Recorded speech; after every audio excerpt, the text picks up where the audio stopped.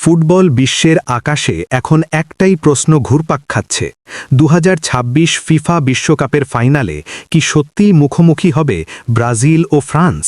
যদি এমনটা হয় তবে সেটি হবে আধুনিক ফুটবলের সবচেয়ে প্রতীক্ষিত এক মহাদ্বৈরথ।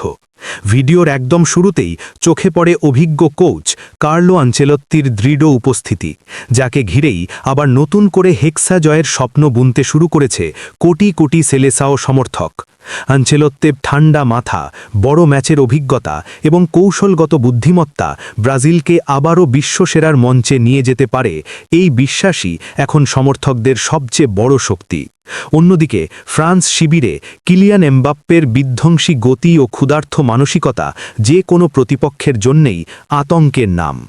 এমবাপ্পে বনাম ভিনিসিয়াস জুনিয়র, এই দ্বন্দ্বই এখন বিশ্ব ফুটবলের সবচেয়ে আলোচিত বিষয়, যেখানে একদিকে ইউরোপীয় গতির বিস্ফোরণ আর অন্যদিকে ব্রাজিলিয়ান সাম্বা ফুটবলের নিখুঁত সৌন্দর্য। কার্লো অ্যাঞ্চেলত্তির সম্ভাব্য ট্যাকটিক্স বোর্ডে চোখ রাখলেই বোঝা যায় তিনি ব্রাজিলকে সাজাতে চাইছেন ভারসাম্যপূর্ণ একটি ইউনিট হিসাবে। গোলপোস্টে আছেন অ্যালিসন বেকার ও এডারসনের মতো দুই বিশ্বমানের গোলরক্ষক, যাদের একজন মাঠে থাকলেও প্রতিপক্ষের গোল পাওয়া কঠিন হয়ে যাবে। রক্ষণভাগে এদের মিলিতাও ও মার্কুইন হোসের শক্ত প্রাচীর ব্রাজিলকে দেবে বাড়তি আত্মবিশ্বাস। এই দুই সেন্টার ব্যাক শুধু রক্ষণ সামলান না, প্রয়োজনে আক্রমণেও বল এগিয়ে নিতে পারেন, যা আধুনিক ফুটবলে অত্যন্ত গুরুত্বপূর্ণ। ফুল ব্যাক পজিশনে আক্রমণাত্মক ও গতিময় খেলোয়াড়দের ব্যবহার করে আনচেলত্তি চাইছেন পুরো মাঠ জুড়ে চাপ সৃষ্টি করতে, যাতে প্রতিপক্ষ শুরুর দিক থেকেই চাপে পড়ে যায়।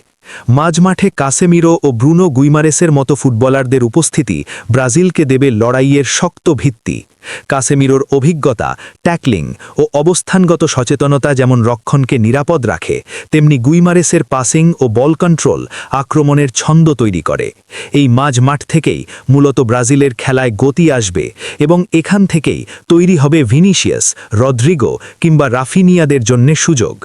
আনচেলত্তির পরিকল্পনায় মাঝমাঠ শুধু বল দখলের জায়গা নয়, বরং ম্যাচ নিয়ন্ত্রণের মূল কেন্দ্র।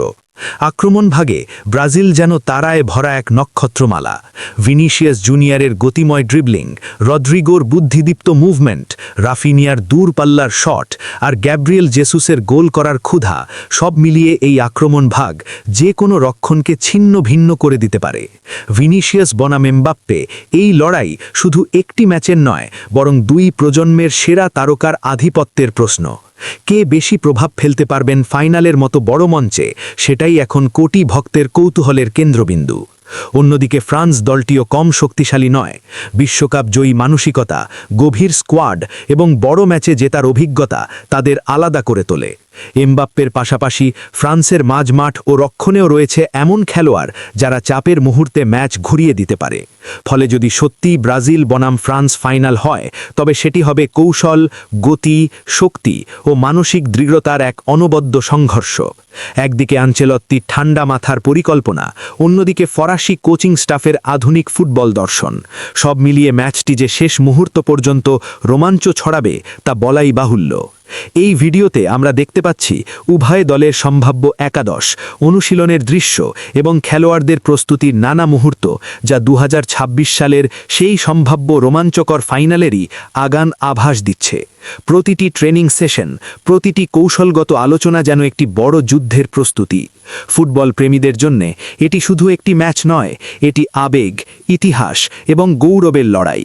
তাই ব্রাজিল ফ্রান্সের এই সম্ভাব্য মহাদ্বৈরথ নিয়ে পরবর্তী সব আপডেট, বিশ্লেষণ এবং এক্সক্লুসিভ খবর পেতে এখনই চ্যানেলটি সাবস্ক্রাইব করে রাখুন, কারণ সামনে যে উত্তেজনা অপেক্ষা করছে তা মিস করার মতো নয়।